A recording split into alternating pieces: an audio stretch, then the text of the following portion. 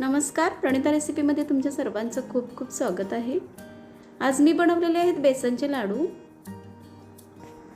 हे बेसनचे लाडू खूपच छान बनलेले आहेत, तसेच हे तोंडात टाकतात अगदी विरघळतात। चला तर मग पाहू हे लाडू कसे बनवलेत ते। इथे मी बेसनचे लाडू बनवण्यासाठी चण्याची डाळ घेतलेली आहे, ती 1 किलो डाळ घेतलेली आहे। ही डाळ मी स्वच्छ करून घेतली। नंतर एक कढई घेतली आणि त्या कढईमध्ये मी ही डाळ भाजण्यासाठी घातली। इथे मी कढई मोठी घेतलेली आहे, त्यामुळे माझी 1 किलो डाळ ह्या कढईमध्ये बसलेली आहे। जर तुमच्याकडे छोटी कढई असेल तर तुम्ही 2 वेळेस अर्धा किलो डाळ भाजून घ्या, कारण ही एकदम मीडियम फ्लेमवरती भाजायची आहे। ही डाळ भाजते वेळेस ही डाळ एकसारखी अशी हलवत राहायची आहे, नाहीतर ती एका जागेला करपली जाते। इथे ही लाडवाची डाळ आता छान भाजलेली आहे, याचा कलर थोडासा लालसर झालेला आहे आणि ही मी मीडियम फ्लेमवरती भाजलेली आहे। ही डाळ भाजण्यासाठी मला जास्तीत जास्त 15 ते 20 मिनिटे लागलेली आहेत। ही डाळ आता खरपूस भाजून झालेली आहे, ही मी बाहेर काढून घेते आणि ही डाळ थंड करून घेते। इथे ही डाळ थंड झालेली आहे आणि मी ही घरगुती चक्कीवरून दळून आणलेली आहे। इथे ही डाळ तुम्ही घरगुती चक्कीवरतीच दळा, मोठ्या चक्कीवरती दळायची नाही।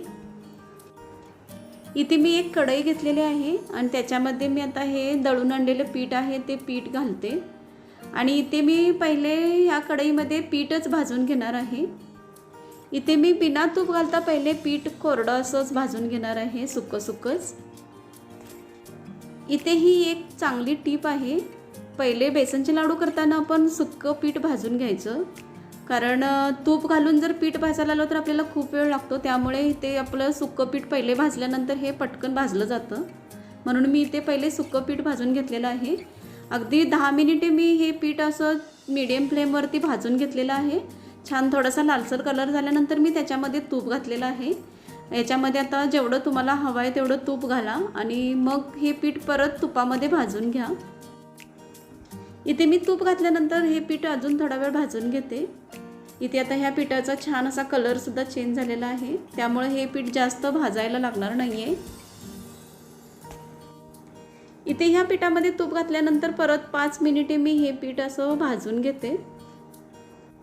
इथे ह्या 1 किलो डाळीच्या पिठासाठी मला पाव किलोने अगदी थोडंसं वरती एवढं तूप लागलेलं आहे। हे बेसनचं पीठ भाजते वेळेस तूप अगदी थोडं घालत जा, म्हणजे अंदाज छान येतो। ह्या पिठासाठी माझं तुपाचं प्रमाण अगदी परफेक्ट झालेलं आहे। इथे तूप घालून 5 मिनिटे झाल्यानंतर हे छान असं पातळ झालेलं आहे पीठ, म्हणजे आता हे पीठ छान भाजत आलेलं, जसं पीठ भाजत येईल तसं हे छान असं पातळ होत जातं।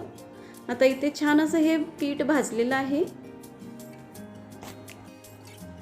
ह्या पिठाचा कलर अगदी लालसर होईपर्यंत तुम्ही भाजून घ्या, म्हणजे छान असे लाडू याचे तोंडात टाकताच विरघळतात।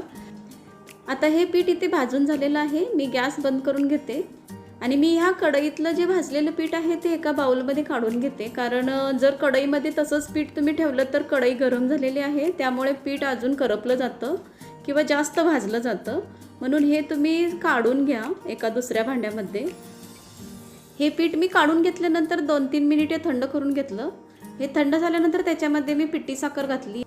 इथे मी 1 किलो बेसनच्या डाळीसाठी अर्धा किलो साखर घातली आणि ही वाटून याची पिठी साखर केलेली मग लाडवामध्ये घातली। ही पिठी साखर मी ह्या लाडूच्या पिठामध्ये आता मिक्स करून घेते। ही गरम असतानाच मिक्स करायची, म्हणजे या पिठामध्ये ही साखर मिक्स होते।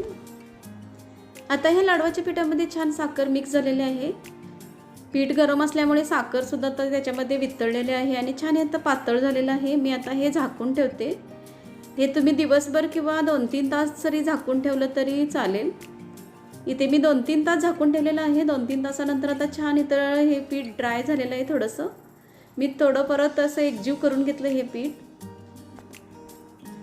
सर्व पीठ हे एकजीव झाल्यानंतर मी याचा आता लाडू वळायला घेते। इथे मी थोडंसं पीठ घेतलं हातामध्ये आणि याचा छान असा लाडू वळला।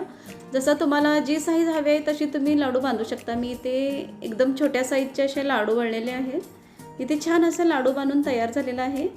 मी अशा प्रकारे हे सर्व लाडू बांधून घेते।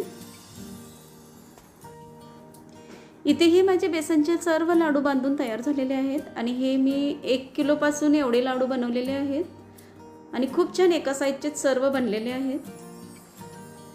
बेसनचे लाडू तर सर्वजण करतात, पण बरेच जणांचे लाडू अगदी घशाला असे चिकटले जातात, कारण ते भाजलेले नसतात म्हणून असे चिकटले जातात. तुम्ही सुद्धा ही डाळ अशी भाजून घ्या करपूस एकदम. नंतर बेसनचं पीठसुद्धा छान तुपामध्ये भाजा, कोरडं भाजा, मग छान असे लाडू याचे बनले जातात आणि तेही एकदम तोंडात टाकताच विरघळतील असे बनले जातात. मग कशी वाटली बेसनच्या लाडूची रेसिपी? तुम्ही सुद्धा नक्की बनवा, कारण हे एकदम सोप्या पद्धतीत दाखवलेले आहेत.